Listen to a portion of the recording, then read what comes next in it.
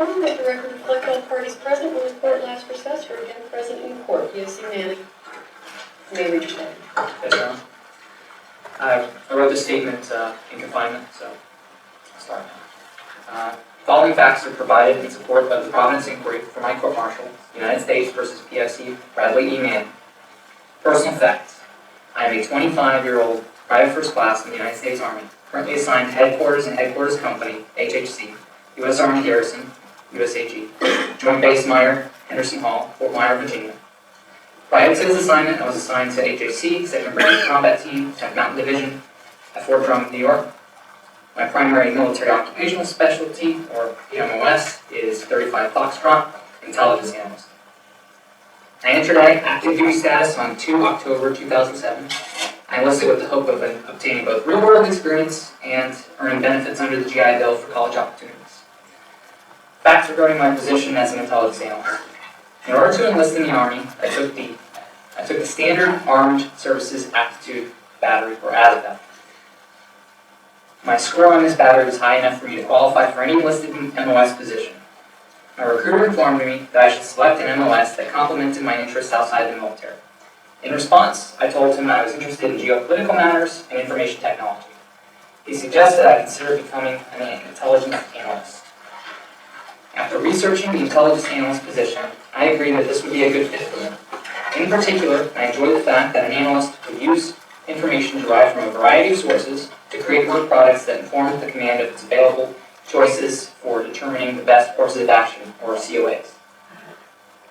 Although the MOS required a working knowledge of computers, it primarily required me to consider how raw information can be combined with other available intelligence sources in order to create products that assisted the command in its situational awareness, or SA. I assessed that my natural interest in geopolitical affairs and my computer skills would make me an excellent intelligence analyst. After enlisting, I reported to the Fort Meade Military Entrance Processing Station on 1 October 2007.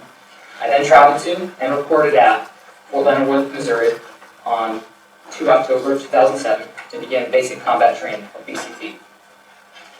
Once at Fort Leonard Wood, I quickly realized that I was neither physically nor mentally prepared to the requirements of basic training. My BCT experience lasted 6 months instead of the normal 10 weeks. Due to medical issues, I was placed in a hold status. A physical examination indicated I sustained injuries to my right shoulder and left foot. Due to those injuries, I was unable to continue basic. During medical hold, I was informed that I may be out-processed from the Army. However, I resisted being chaptered out because I felt I could overcome my medical issues and continue to serve. On 20 January 2008, I returned to basic combat training. This time, I was better prepared, and I completed training on 2 April 2008. I then reported for the MOS-specific Advanced Individual Training, or AIT, on 7 April 2008. AIT was an enjoyable experience for me. Unlike basic training, where I felt different from the other soldiers, I fit in and did well. I preferred the mental challenges of reviewing a large amount of information from various sources and trying to create useful or actionable products. I especially enjoyed the practice of analysis through the use of computer applications and methods I was familiar with. I graduated from AIT on 16 August 2008 and reported to my first duty station, Fort Drum, New York, on 28 August 2008. As an analyst, significant activities, or SIGACts, were a frequent source of information for me to use in creating work products. I started working extensively with SIGACts early after my arrival at Fort Drum. My computer background allowed me to use the tools organic and distributed common ground system Army, or D6A, computers to create polished work products for the 2nd Brigade Combat Team chain of command. The non-commissioned officer in charge, or NCOIC, of the S2 section, then Master Sergeant David P. Atkins, recognized my skills and potential and tasked me to work on a tool abandoned by a previously assigned analyst, the Incident Tracker. The Incident Tracker was viewed as a backup to the Combined Information Data Network Exchange, or CIDNE, and as a unit historical reference tool.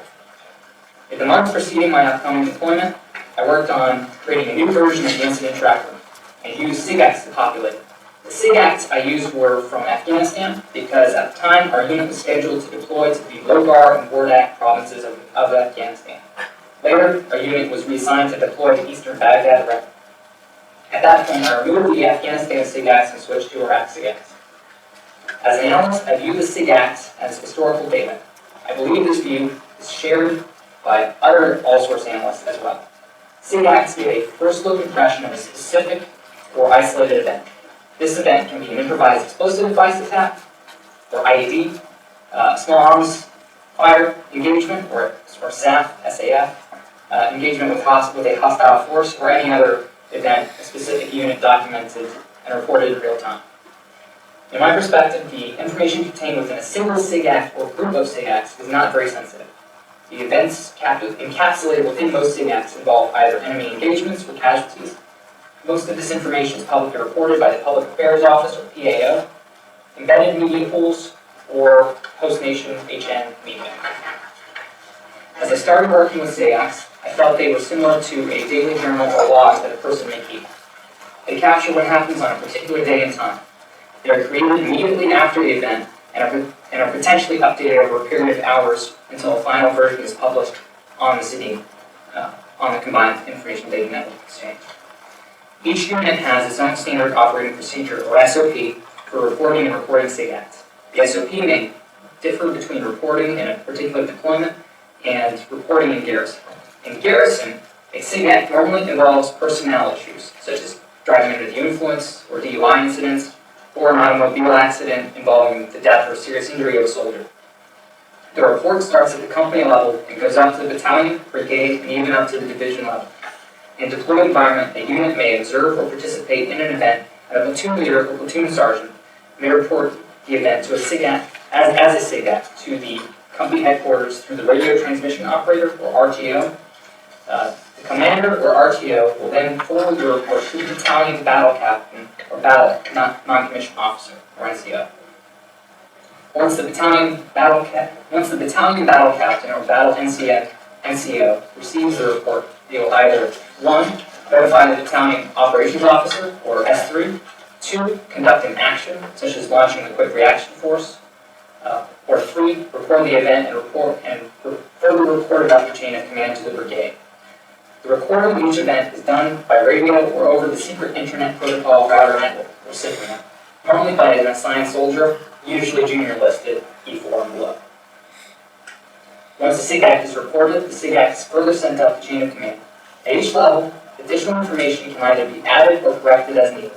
Normally, within 24 to 48 hours, the updating and reporting of a particular SIGAC is complete.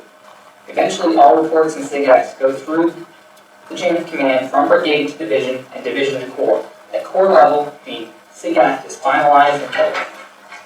The CIVI system contains a database that is used by thousands of Department of Defense, DoD personnel, including soldiers, civilians, and contractor support. It was the United States Central Command, or CENTCOM, reporting tool for operational reporting in Iraq and Afghanistan. Two separate but similar databases were maintained for each theater: Sydney I for Iraq and Sydney A for Afghanistan. Each database encompasses over 100 types of reports and other historical information for access. They contain millions of vetted and finalized records, including operational and intelligence reporting. Sydney was created to collect and analyze battlespace data to provide daily operational and intelligence community, IC, reporting relevant to a commander's daily decision-making process.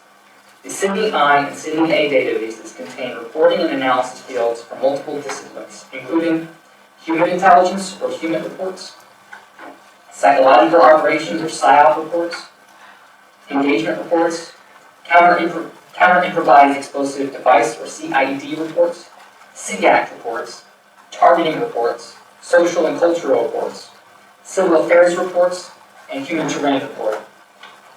As an intelligence analyst, I had unlimited access to the Sydney I and Sydney A databases and the information contained within them.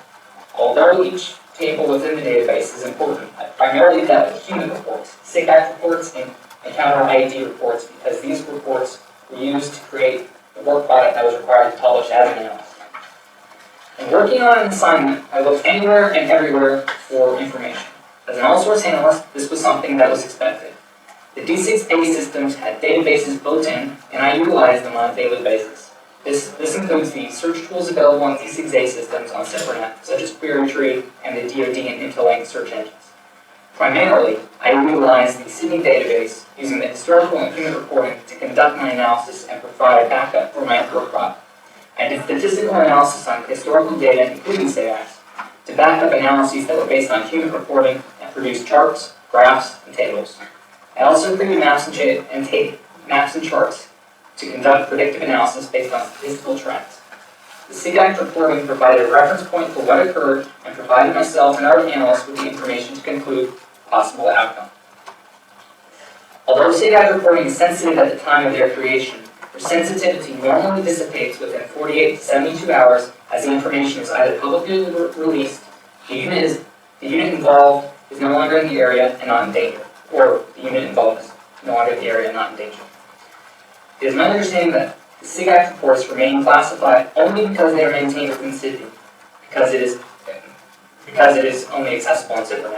Everything on Sydney I and Sydney A to include SIGAC reporting is treated as classified information. Facts regarding the storage of SIGAC reports. As part of my training at Fort Drum, I was instructed to ensure that I create backups of my work product. The need to create backups was particularly acute given the relative instability and reliability of the computer systems we used in the field during deployment. These computer systems included both organic and field-provided equipment, TPE, D6A machines. The organic D6A machines we brought with us into the field on our deployment were Dell M90 laptops, and the TPE D6A machines were Alienware brand laptops.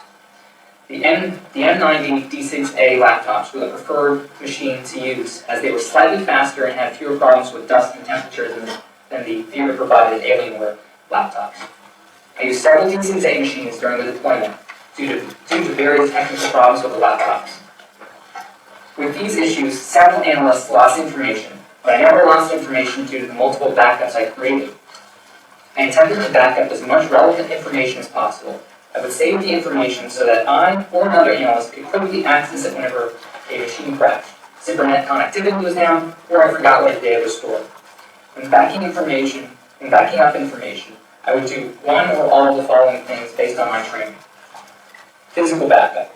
I try to keep physical backup copies of information on paper so that the information could be grabbed quickly. Also, it was easier to brief from hard copies of research and human reports. 2. Local drive backup. I try to sort out information I deemed relevant and keep complete copies of the information on each of the computers I used in the temporary sensitive compartmented information facility, or TSCIF, including my primary and secondary D6A machines. This was stored under my user profile on the desktop. Shared drive backup. Each analyst had access to a T drive, what we call a T drive, shared across the ZipperNet. It allowed others to access information that was stored on S6 operate the T drive. Compact disk reliable or CDRW backup. For larger data sets, I would save the information onto a rewritable disk, label the disks, and store them in the conference room of the TSCIF. This redundancy permitted us the ability to not worry about information loss. If a system crashed, I could easily pull the information from a secondary computer with T drive or one of the CDRWs. If another analyst wanted to access my data but I was unavailable, she could find my published products directory on the T drive or on the CDRWs. I sorted all of my products and research by date, time, and group, and updated the information on each of the storage methods to ensure that the latest information was available to them. During the deployment, I had several of D6A machines crash on me. Whenever the computer crashed, I usually lost information, but the redundancy method ensured my ability to quickly restore old backup data and add my current information to the machine when it was repaired or replaced. I stored the backup CDRWs of larger data sets in the conference room of the TSCIF or next to my workstation. I marked the CDRWs based on the classification level and its content. Unclassified CDRWs were only labeled with the content type and not marked with classification markings. Early on in the deployment, I only saved and stored the SIGACs that were within or near our operational environment. Later, I thought it would be easier just to save all of the SIGACs onto a CDRW. The process would not take very long to complete, and so I downloaded the SIGACs from Sydney I onto a CDRW. After finishing with Sydney I did the same with Sydney A. By retrieving the Sydney I and Sydney A SIGACs, I was able to retrieve the information whenever I needed it, and not rely upon the unreliable and slow internet connectivity needed to pull them. Instead, I could just find the CDRW and open the preloaded spreadsheet. This process began in late December 2009 and continued through early January 2010. I could quickly export 1 month of the SIGAC data at a time and download it in the background as I did other tasks. The process took approximately a week for each table. After downloading the SIGAC tables, I periodically updated them by pulling only the most recent SIGACs and simply copying them and pasting them into the database saved on the CDRW. I never hid the fact that I had downloaded copies of both the SIGAC tables from Sydney I and Sydney A. They were stored on appropriately labeled and marked CDRWs stored in the open. I viewed the saved copies of the Sydney I and Sydney A SIGAC tables as being both for my use and the use of anyone within this S2 section during the SIPRNet connectivity issues. In addition to the SIGAC tables, I had a large repository of human reports and counter-IND reports downloaded from Sydney I. These contain reports that were relevant to the area in and around our operational environment in eastern Baghdad and the Diriyah province of Iraq. In order to compress the data to fit onto a CDRW, I used a compression algorithm called BZIT2. The program used to compress the data is called WinRAR. WinRAR is an application that is free and can be easily downloaded from the internet via the Non-Secure Internet Relay Protocol Network, or NIPRNet. I downloaded WinRAR on NIPRNet and transferred it to the D6A machine user profile desktop using a CDRW. I did not try to hide the fact that I was downloading WinRAR onto my SIPRNet D6A machine or computer. With the assistance of the BZIT2 compression algorithm using the WinRAR program, I was able to fit all of the SIGACs onto a single CDRW and the relevant human and counter-IT reports onto a separate CDRW. That's regarding my knowledge of the WikiLeaks organization, or WLO.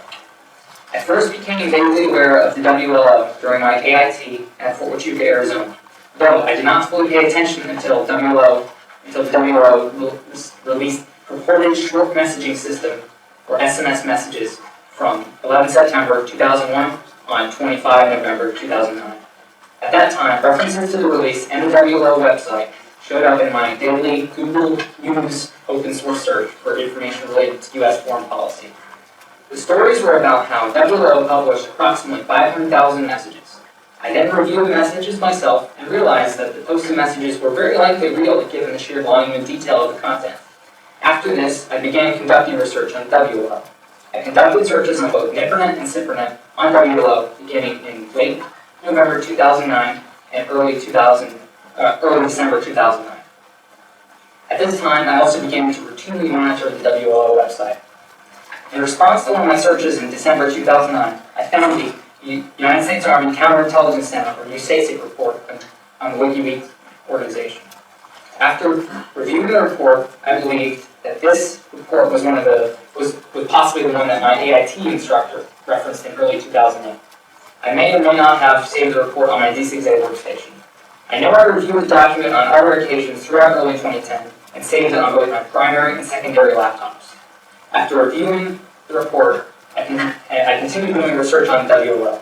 However, based upon my open source collection, I discovered information that contradicted the 2008 USACIC report, including information indicating that, similar to other press agencies, WLO seemed to be dedicated to exposing illegal activities and corruption. WLO received numerous awards and recognition for its reporting activities. Also, in reviewing the WLO website, I found information regarding U.S. military SOPs for Camp Delta at Guantanamo Bay, Cuba, and information on the then outdated Rules of Engagement, or ROE, in Iraq for cross-border pursuits of former members of Saddam Hussein al-Taqri's government. After seeing the information available on the WLO website, I continued following it and collecting open source information from it. During this time period, I followed several organizations and groups, including wire press agencies such as the Associated Press and Reuters, and private intelligence agencies, including Strategic Forecasting or Stratfor.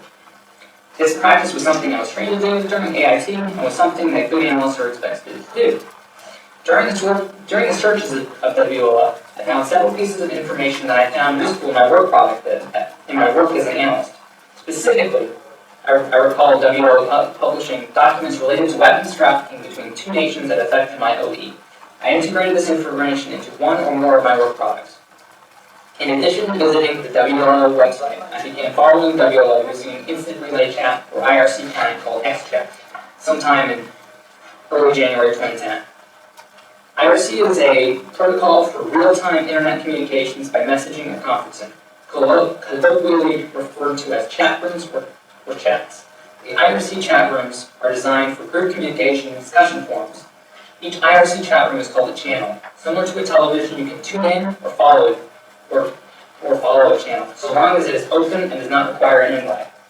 Once joining a specific IRC conversation, other users in the conversation can see that you have joined the room. On the internet, there are millions of different IRC channels across several services. Channel topics span a range of topics covering all kinds of interests and hobbies. The primary reason for following WO on IRC was curiosity, particularly in regards to how and why they obtained the SMS messages referenced above. I believed that collecting information on the WO would distance me in this goal. Initially, I simply observed the IRC conversations. I wanted to know how the organization was structured and how they obtained their data. The conversations I viewed were usually technical in nature, but sometimes switched to a lively debate on issues a particular individual may have felt strongly about. Over a period of time, I became more involved in these discussions, especially when conversations turned to geopolitical events and information technology topics, such as networking and encryption methods. Based on these observations, I would describe the WO organization as almost academic in nature. In addition to the WO conversations, I participated in numerous other IRC channels across at least 3 different networks. The other IRC channels I participated in normally dealt with technical topics, including the Linux and Berkeley secure distribution BSD operating systems, or OSs, networking, encryption algorithms and techniques, and other more political topics such as politics and clear rights. I normally engage in multiple IRC conversations simultaneously, mostly publicly but often privately. The XChat client enabled me to manage these multiple conversations across different channels and servers. The screen for XChat was often busy, but experience enabled me to see when something was interesting. I would then select the conversation and either observe or participate. I really enjoyed the IRC conversations pertaining to and involving the WO. However, at some point in late February or early March of 2010, the WO IRC channel was no longer accessible. Instead, regular participants of this channel switched to using a Jabber server. Jabber is another internet communication tool similar but more sophisticated than IRC. The IRC and Jabber conversations allowed me to feel connected to others even when alone. They helped me pass the time and keep motivated throughout the deployment. Facts regarding the unauthorized storage and disclosure of the SIG Acts. As indicated above, I created copies of the Sydney I and Sydney A SIG Act tables as part of the process of backing up information. At the time I did so, I did not intend to use this information for any purpose other than for backup. However, I later decided to release this information publicly. At that time, I believed, and still believe, that these tables are 2 of the most significant documents of our time. On 8 January 2010, I collected the CDRW I stored in the conference room of the T-skip and placed it into the cargo pocket of my ACU, or Army Combat Uniform. At the end of my shift, I took the CDRW out of the T-skip and brought it to my containerized housing unit, or CHU. I copied the data onto my personal laptop. Later, at the beginning of my shift, I returned the CDRW back to the conference room of the T-skip. At the time I saved the SIG Acts to my laptop, I planned to take them with me on mid-tour leave and decide what to do with them. At some point prior to my mid-tour leave, I transferred the information from my computer to a secure digital memory card for my digital camera. The SD card for the camera also worked on my computer and allowed me to store the SIG Act tables in a secure manner for transport. I began mid-tour leave on 23 January 2010, flying from Atlanta, Georgia to Reagan National Airport in Virginia.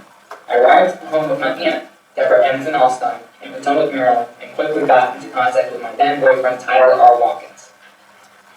Tyler, then a student at Brandeis University in Waltham, Massachusetts, and I made plans for me to visit him in Boston, Massachusetts area. I was excited to see Tyler and planned on talking to Tyler about where our relationship was going and about my time in Iraq. However, when I arrived in the Boston area, Tyler and I seemed to become distant. He did not seem very excited about my return from Iraq. I tried talking to him about our relationship, but he refused to make any plans. I also tried raising the topic of releasing the Sydney I and Sydney A SIGAC tables to the public. I asked Tyler hypothetical questions about what he would do if he had documents that he thought the public needed access to. Tyler didn't really have a specific answer for me. He tried to answer the question and be supportive, but seemed confused by the question and its context. I then tried to be more specific when he asked too many questions. Rather than try to explain my dilemma, I decided just to drop the conversation. After a few days in Waltham, I began feeling that I was overstaying my welcome, and I returned to Maryland. I spent the remainder of my time on leave in the Washington, D.C. area. During this time, a blizzard bombarded the Mid-Atlantic, and I spent a significant period of time essentially stuck at my aunt's house in Maryland. I began to think about what I knew and the information I still had in my possession. For me, the SIGACs represented the on-the-ground reality of both the conflicts in Iraq and Afghanistan. I felt we were risking so much for people who seemed unwilling to cooperate with us, leading to frustration and hatred on both sides.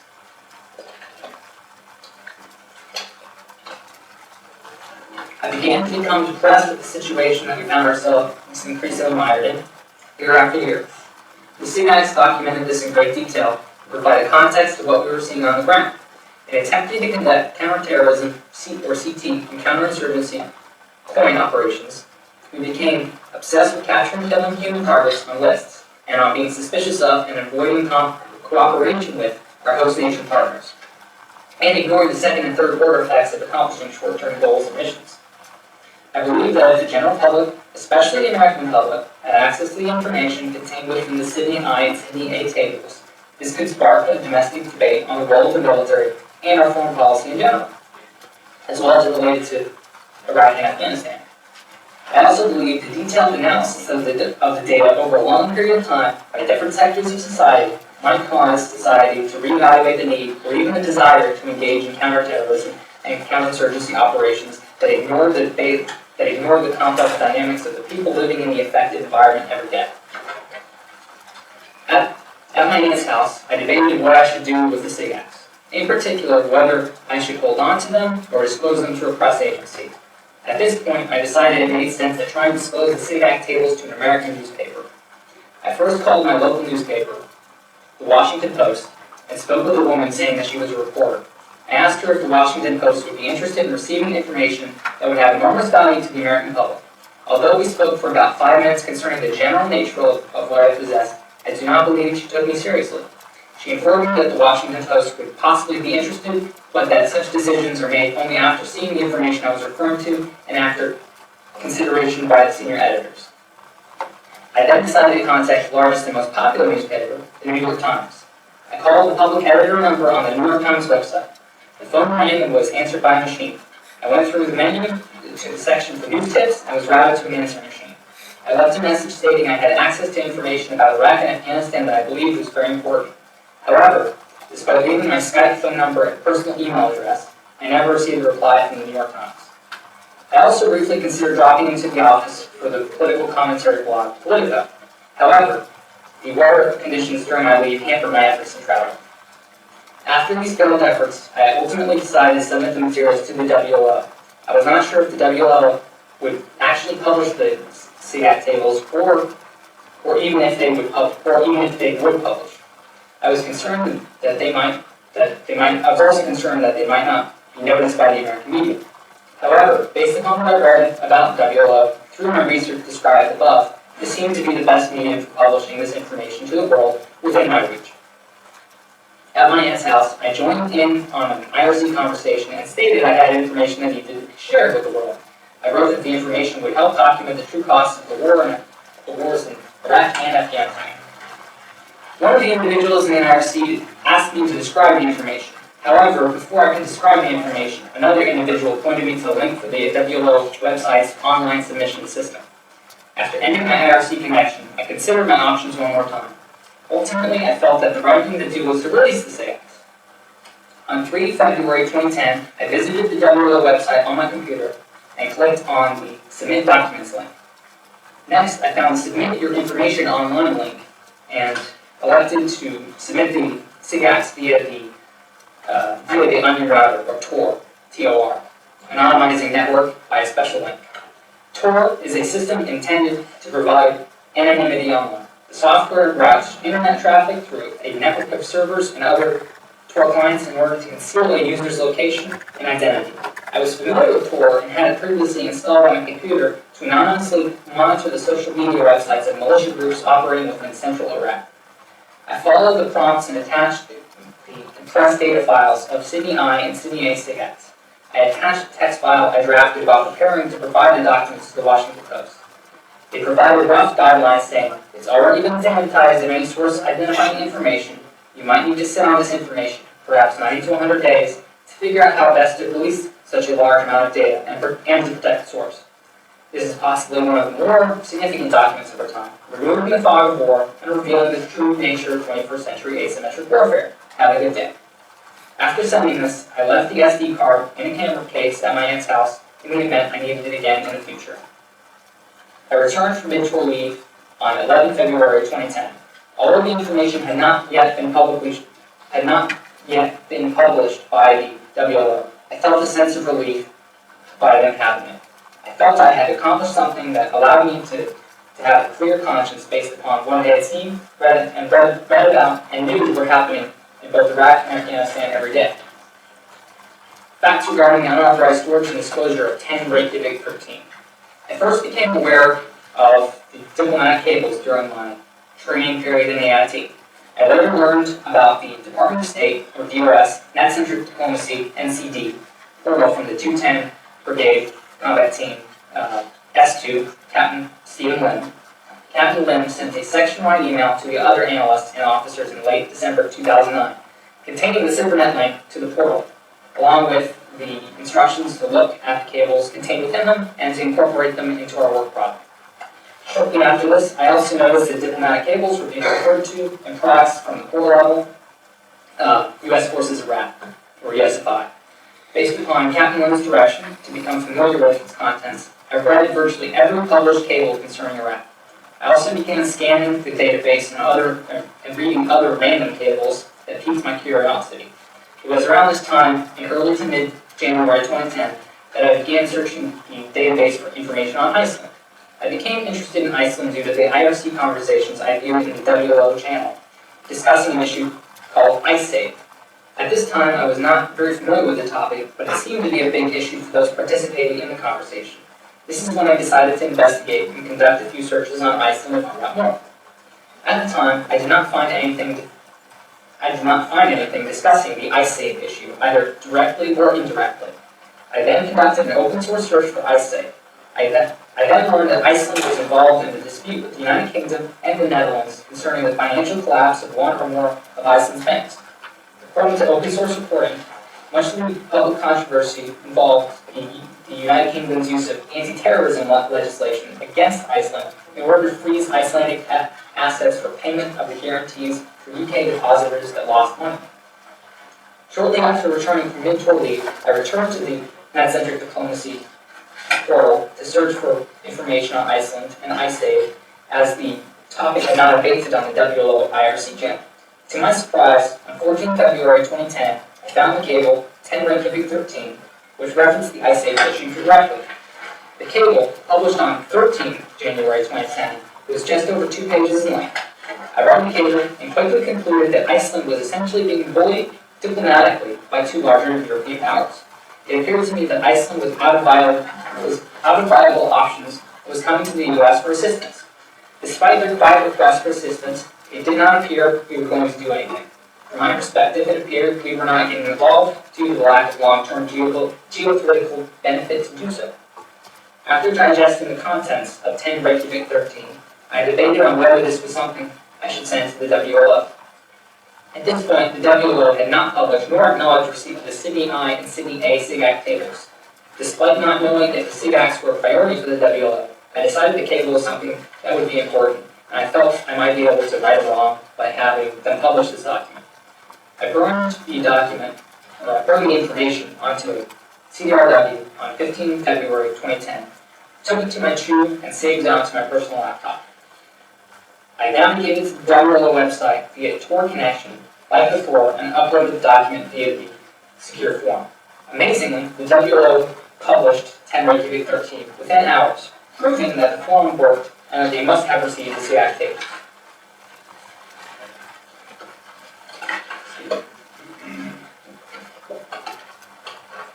Facts regarding the unauthorized storage and disclosure of the 12 July 2007 Aerial Weapons Team, or AWT, video. During the mid-February 2010 timeframe, 2nd Brigade Combat Team, 10th Mountain Division, targeting analyst, then specialist Joy W. Sherman, and others discussed a video that Ms. Sherman had found on the T-Track. The video depicted several individuals being engaged by an aerial weapons team. At first, I did not consider the video very special, as I had viewed countless other war-torn type videos depicting combat. However, the recorded audio comments by the aerial weapons team crew and the second engagement in the video of an unarmed bongo truck troubled me. Ms. Sherman and a few other analysts and officers in the T-skit commented on the video and debated whether the crew violated the rules of engagement, or ROE, in the second engagement. I shied away from this debate and instead conducted some research on the event. I wanted to learn what happened and whether there was any background to the events of the day that the event occurred, 12 July 2007. Using Google, I searched for the event by its date and general location. I found several news accounts involving 2 Reuters employees who were killed during the aerial weapons team's engagement. Another story explained that Reuters had requested for a copy of the video under the Freedom of Information Act, or FOIA. Reuters wanted to view the video in order to be able to understand what had happened and to improve their safety practices in combat zones. A spokesperson for Reuters was quoted as saying that the video might help avoid the reoccurrence of the tragedy and believed there was a compelling need for the immediate release of the video. Despite the submission of the FOIA request, the news account explained that CENTCOM replied to Reuters stating that they could not give a time frame for considering the FOIA request, and that the video might no longer exist. Another story I found, written a year later, said that even though Reuters was still pursuing the request, they still did not receive a formal response or written determination in accordance with FOIA. The fact that neither CENTCOM nor Multinational Forces Iraq, or MNFI, would not voluntarily release the video troubled me further. It was clear to me that the event happened because the aerial weapons team mistakenly identified Reuters employees as a potential threat, and that the people in the bongo truck were merely attempting to assist the wounded. The people in the van were not a threat, but merely good Samaritans. The most alarming aspect of the video to me, however, was the seemingly delightful bloodlust the aerial weapons they appeared to have. They dehumanized the individuals they were engaging and seemed to not value human life by referring to them as, quote, dead bastards, unquote, and congratulating each other on the ability to kill in large numbers. At one point in the video, there's an individual on the ground attempting to crawl to safety. The individual is seriously wounded. Instead of calling for medical attention to the location, one of the aerial weapons team crew members verbally asked for the wounded person to pick up a weapon so that he can have a reason to engage. For me, this seems similar to a child torturing ants with a magnifying glass. While saddened by the aerial weapons team's crew's lack of concern about human life, I was disturbed by the response to the discovery of injured children at the scene. In the video, you can see that the bongo truck driving up to assist the wounded individual. In response, the aerial weapons team crew, as soon as the individuals are a threat, they repeatedly request for authorization to fire on the bongo truck, and once granted, they engage the vehicle at least 6 times. Shortly after the second engagement, a mechanized infantry unit arrives at the scene. Within minutes, the aerial weapons team crew learns that children are in the van, and despite the injuries, the crew exhibits no remorse. Instead, they downplay the significance of their actions, saying, quote, well, it's their fault for bringing their kids into a battle, unquote. The aerial weapons team crew members sound like they lack sympathy for the children or their parents. Later, in a particularly disturbing manner, the aerial weapons team crew verbalized enjoyment at the sight of one of the ground vehicles driving over a body, or one of the bodies. As I continued my research, I found an article discussing a book, The Good Soldiers, written by Washington Post writer David Finkel. In Mr. Finkel's book, he writes about the aerial weapons team attack. As I read an online excerpt on Google Books, I followed Mr. Finkel's account of the event along with the video. I quickly realized that Mr. Finkel was quoting, I feel in verbatim, the audio communications of the aerial weapons team crew.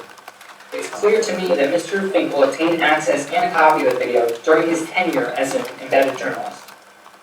I was aghast at Mr. Finkel's portrayal of the incident.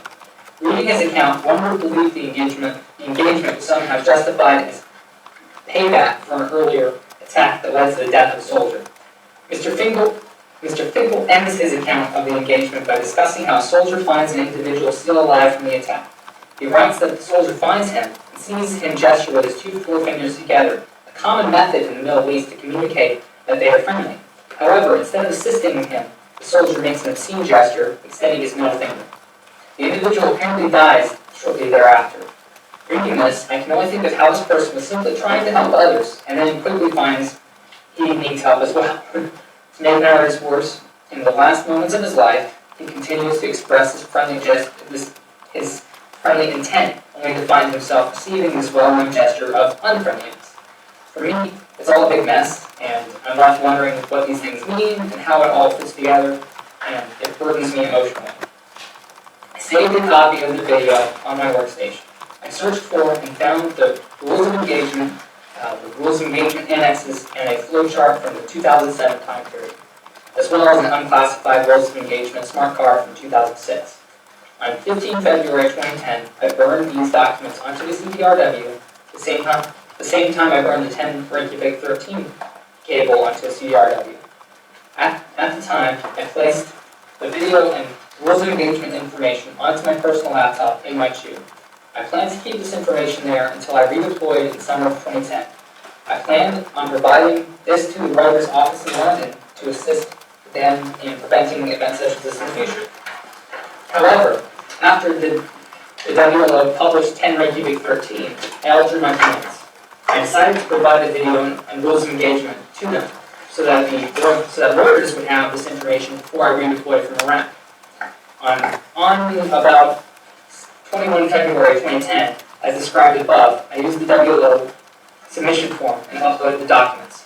The WLO released the video on 5 April 2010. After the release, I was concerned about the impact of the video and how it would be perceived by the general public. I hope that the public would be as alarmed as me about the conduct of the aerial weapons team crew members. I wanted the American public to know that not everyone in Iraq and Afghanistan were targets that needed to be neutralized, but rather people who were struggling to live in the pressure cooker environment of what we call asymmetric warfare. After the release, I was encouraged by the response in the media and general public who observed the aerial weapons team video. As I hoped, others were just as troubled, if not more troubled, than me by what they saw. At this time, I began seeing reports claiming that the Department of Defense and CENTCOM could not confirm the authenticity of the video. Additionally, one of my supervisors, Captain Casey Holton, stated her belief that the video was not authentic. In her response, I decided to ensure that the authenticity of the video would not be questioned in the future. On 25 February 2010, I emailed Captain Fulton a link to the video that was on our key drive and a copy of the video published by WLO that was collected by the Open Source Center, so she could compare them herself. Around this time frame, I burned a second CDRW containing the aerial weapons team video. In order to make it appear authentic, I placed a classification sticker and wrote Reuters FOIA REQ on its face. I placed the CDRW in one of my personal CD cases containing a set of starting out in Arabic CDs. I planned on mailing the CDRW to Reuters after I redeployed so that they could have a copy that was unquestionably authentic. Almost immediately after submitting the aerial weapons team video and the rules of engagement documents, I notified the individuals in the WLO IRC to expect an important submission. I received a response from an individual going by the handle of Office. At first, our conversations were general in nature, but over time, as our conversations progressed, I assessed this individual to be an important part of the WLO. Due to the strict adherence of anonymity by the WLO, we've never exchanged identifying information. However, I believe the individual is likely Mr. Julian Assange, Mr. Daniel Schmidt, or a proxy representative of Mr. Assange and Schmidt. As the communications transferred from IRC to the Java client, I gave Office and later Press Association the name of Nathaniel Frank in my address book. After the author of a book I read in 2009. After a period of time, I developed what I felt was a friendly relationship with Nathaniel. Our mutual interest in information technology and politics made our conversations enjoyable. We engaged in conversation often, sometimes as long as an hour or more. I often looked forward to my conversations with Nathaniel after work. The anonymity that was provided by Tor, the Java client, and the WLO's policy allowed me to feel I could gestate myself free of the concerns of social labeling and perceptions that are often placed upon me in real life. In real life, I lacked a close friendship with the people I worked with in my section, the S2 section. In my section, the S2 sections and subordinate battalions, and the 2nd Brigade combat team as a whole. For instance, I lacked close ties with my roommate due to discomfort regarding my perceived sexual orientation. Over the next few months, I stayed in frequent contact with Nathaniel. We conversed on nearly a daily basis, and I felt that we were developing a friendship. The conversations covered many topics, and I enjoyed the ability to talk about pretty much anything, and not just the publications that the WLO was working on. In retrospect, I realized that these dynamics were artificial and were valued more by myself than Nathaniel. For me, these conversations represent an opportunity to escape from the immense pressures and anxiety that I experienced and built up throughout the deployment. It seemed that as I tried harder to fit in at work, the more I seemed to alienate my peers, lose respect, trust, and the support I needed.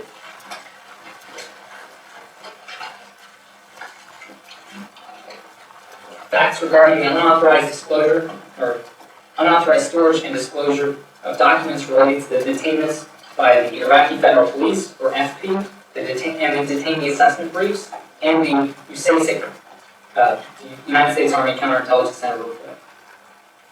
On 27 February 2010, a report was received from a subordinate battalion.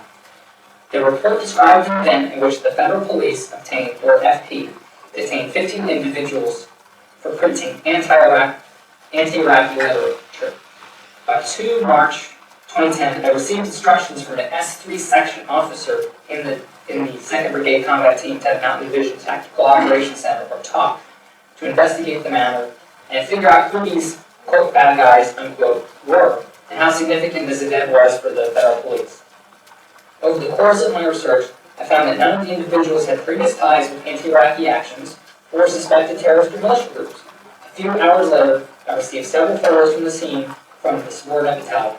They were accidentally sent to an officer on a different team in the S2 section, and she forwarded them to me.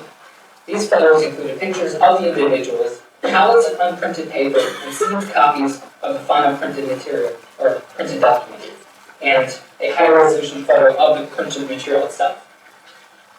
I printed a blown-up copy of the high-resolution photo and laminated it for ease of use and transfer. I then walked to the top and delivered the laminated copy to our Category 2 interpreter. She reviewed the information and about half an hour later delivered a rough written transcript in English to the S2 section. I read the transcript and followed up with her, asking her for her take on the contents. She said it was easy for her to transcribe verbatim since I blew up the photograph and laminated it. She said the general nature of the document was benign. The documentation, as I assessed as well, was merely a scholarly critique of the then current Iraqi Prime Minister, Nouri al-Maliki. It detailed corruption within the cabinet of al-Maliki's government and the financial impact of this corruption on the Iraqi people. After discovering this discrepancy between the Federal Police's report and the interpreter's transcript, I forwarded this discovery to the TOC OIC and Battle NCOIC. The TOC OIC and the overhearing battle captain informed me that they didn't need or want to know this information anymore. They told me to, quote, drop it, unquote, and to just assist them and the federal police in finding out where more of these print shops creating, quote, anti-Iraqi literature, unquote, might be. I couldn't believe what I heard, and I returned to the TCF and complained to the other analysts in my section in CYC about what happened. Some were sympathetic, but no one wanted to do anything about it. I am the type of person who likes to know how things work, and as an analyst, this means I always want to figure out the truth. Unlike other analysts in my section or other sections within 2nd Brigade Combat Team, I was not satisfied with just scratching the surface and producing canned or cookie-cutter assessments. I wanted to know why something was the way it was and what we could do to correct or mitigate a situation.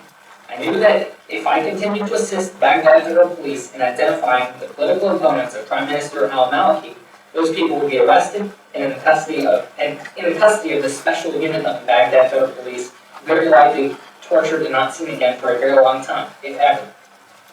Instead of assisting the special unit of the Baghdad Federal Police, I decided to take information and dispose it to the WLO in the hope that, before the upcoming 7 March 2010 election, they could generate some immediate press on the issue and prevent this unit of the federal police from continuing to crack down on political opponents of al-Maliki.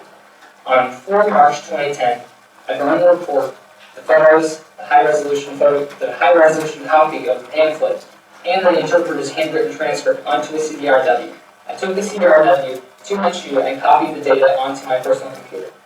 Unlike the times before, instead of uploading the information through the WLO website's submission form, I made a secure file transfer protocol where SFTP connects to a cloud Dropbox operated by the WLO. The Dropbox contained a folder that allowed me to upload directly into it. Saving files into this directory allowed anyone with login access to the server to view and download them. After uploading these files to the WLO on 5 March 2010, I notified Nathaniel over Jabber. Although sympathetic, he said that the WLO needed more information to confirm the event in order for it to be published or to be of interest in the international media. I attempted to provide these specifics, but to my disappointment, the WLO website chose not to publish this information. At the same time, I began sifting through information from the U.S. Southcom, or U.S. Southern Command, or Southcom, and Joint Task Force Guantanamo, Cuba, or JTF, GTMO. The thought occurred to me, although unlikely, that I wouldn't be surprised if the individuals detained by the federal police might be turned over back into U.S. custody and ending up in the custody of Joint Task Force Guantanamo. As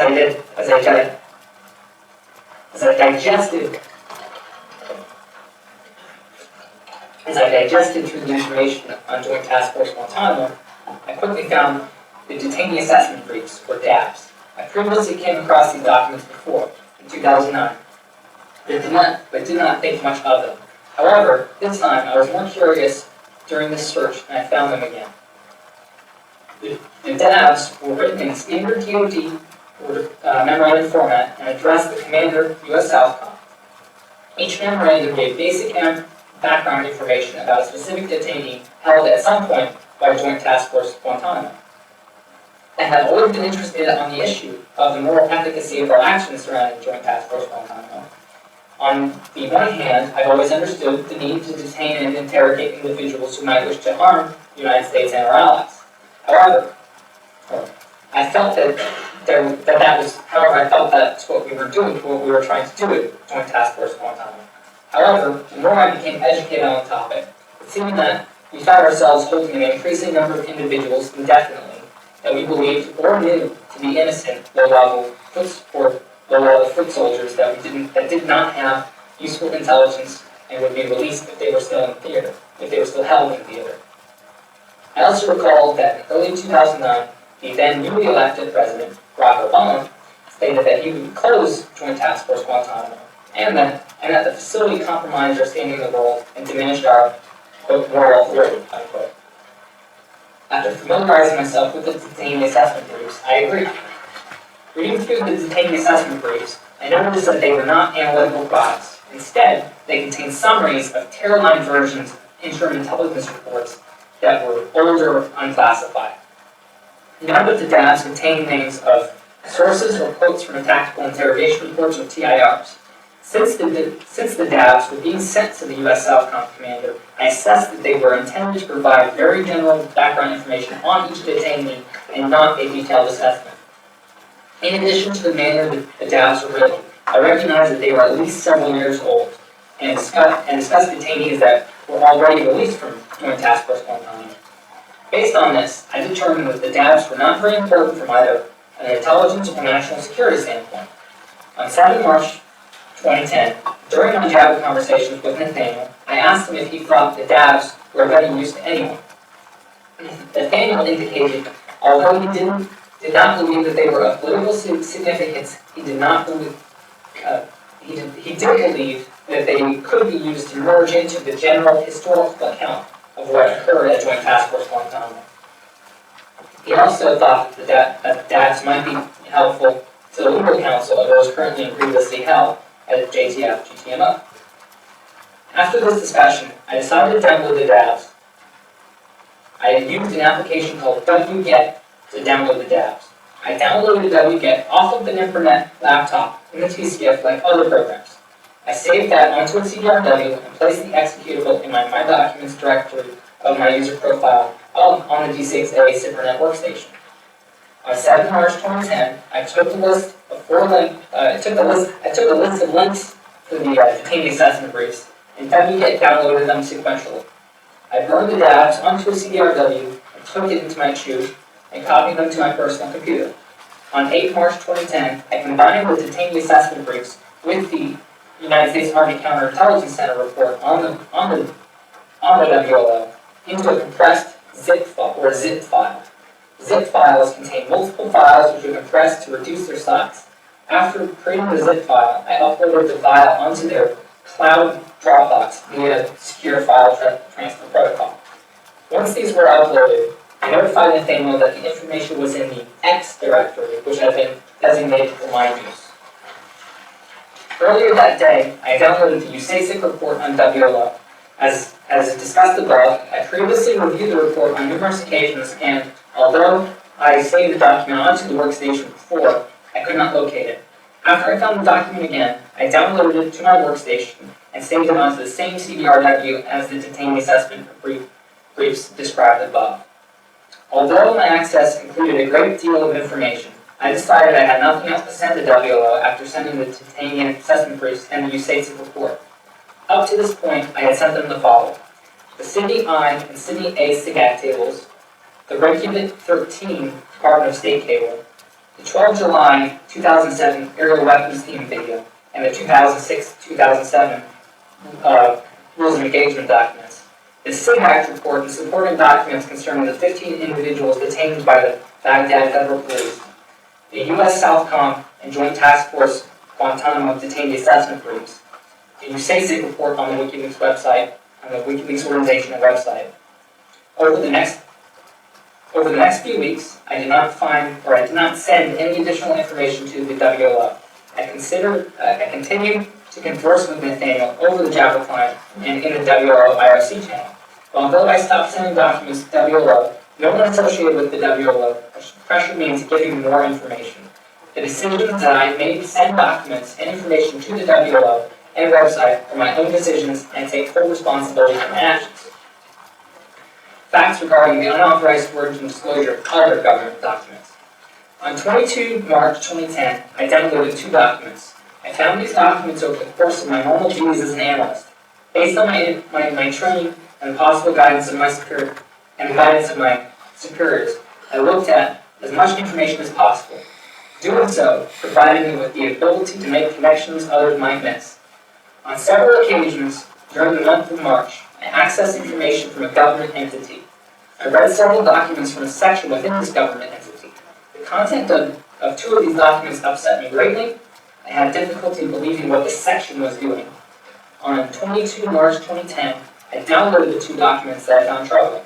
I compressed them into a zip file named blog.zip and burned them onto a CDRW.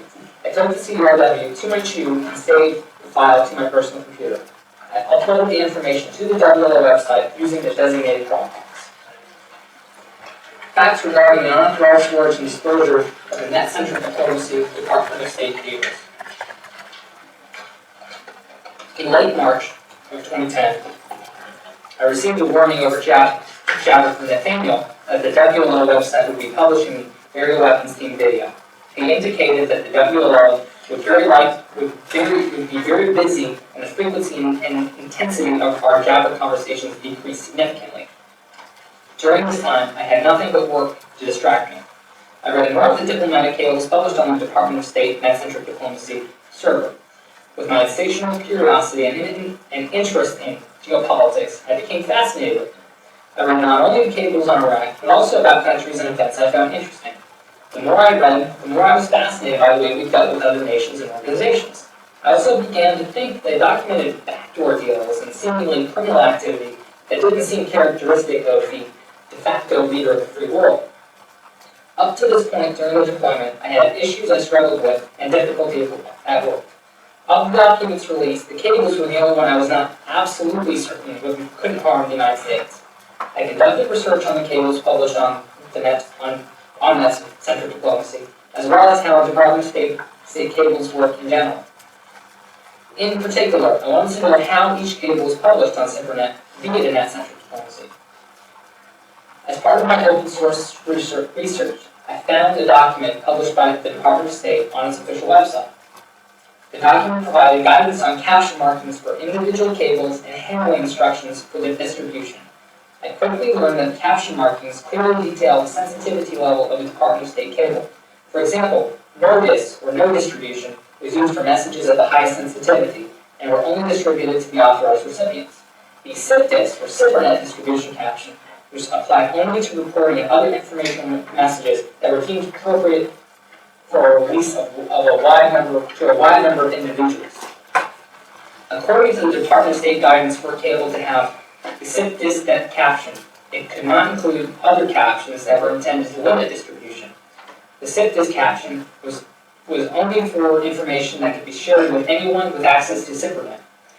I was aware that thousands of military personnel, DoD, or Department of State, and other civilian agencies have easy access to the cables. The fact that the SIP-dis caption was only for wide distribution made sense to me, given that the vast majority of the net-centric diplomacy cables were not classified. The more I read the cables, the more I came to the conclusion that this was the type of information that this type of information should become public. I once read and used a quote on open diplomacy written after the First World War, and how the world would be a better place if states would avoid making secret pacts and deals with and against each other. I thought these cables were a prime example of the need for a more open diplomacy. Given all the Department of State information I read, the fact that most of the cables were unclassified, and that all the cables had the SIP-dis caption, I believe that the public release of these cables would not damage the United States. However, I do believe that the cables might be embarrassing, since they represent very honest opinions and assessments or statements behind the backs of other nations and organizations. In many ways, these cables are a catalog of clicks and gossip. I believe exposing this information might make some within the Department of State and other government entities unhappy. On 22 March 2010, I began downloading a copy of SIP-dis cables using the program wget described above. I used instances of the wget application to download the net-centric diplomacy cables in the background. As I worked on my daily tasks, the net-centric diplomacy cables were downloaded from 28 March 2010 to 9 April 2010. After downloading the cables, I saved them onto a CDRW. These cables went from the earliest dates in net-centric diplomacy to 28 February of 2010. I took the CDRW to my CHU on 10 April 2010. I sorted the cables on my personal computer, compressed them using the visa tube compression algorithm described above, and uploaded them to the WLO via the designated Dropbox described above. On 3 May 2010, I used wget to download an update of the cables for the months of March 2010 and April 2010, and saved the information onto a zip file and converted it to a CDRW. I then took the CDRW to my CHU and saved them to my computer. I later later found that the file was corrupted during the transfer. Although I intended to resave another copy of these cables, I was removed from the T-skip on 8 May 2010 after an altercation. Facts regarding the unauthorized storage and disclosure of the Gorani Farah province, Afghanistan 15/6 investigation and videos. In late March 2010, I discovered a U.S. CENTCOM directory on a 2009 airstrike in Afghanistan. I was searching CENTCOM for information I could use as an analyst. As described above, this was something that myself and other analysts and officers did on a frequent basis. As I reviewed the documents, I recalled the incident and what happened. The airstrike occurred in the Gorani village in the Farah province in northwestern Afghanistan. It received worldwide press coverage during the time, as it was reported that up to 100 to 150 Afghan civilians, mostly women and children, were accidentally killed during the airstrike. After going through the report and annexes, I began to review the incident as being similar to the 12 July 2007 aerial weapons team engagements in Iraq. However, this event was noticeably different in that it involved a significantly higher number of individuals, larger aircraft, and much heavier munitions. Also, the conclusions of the report are even more disturbing than those of the 12 July 2007 incident. I do not see anything in the 15-6 report or its annexes that gave away sensitive information. Rather, the investigation and its conclusions help explain how this incident occurred and what those involved should have done, and how to avoid an event like this from occurring again. After investigating the report and its annexes, I downloaded the 15/6 investigation, PowerPoint presentations, and several other supporting documents to my DCZ workstation. I also downloaded 3 zip files containing the videos of the incident. I burned this information onto a CDRW and transferred it to the personal computer in my chair. Either later that day or the next day, I uploaded the information to the WLO website, this time using a new version of the WLO website submission form. Unlike other times using the submission form above, I did not activate the Tor anonymizer. Your Honor, this concludes my statement and facts for this province inquiry. All right, looking at the time, my proposal for the way forward would be to take the recess that we were discussing earlier, go over the charge documents briefly, and then recess for lunch, and then begin the rest of the province inquiry. Is that acceptable to both sides, or would you prefer something different? It's fine. Ms. May, United States can ask for 10 minutes without recess. All right. Court is in recess until 25 minutes after 12. All rise. Carry on.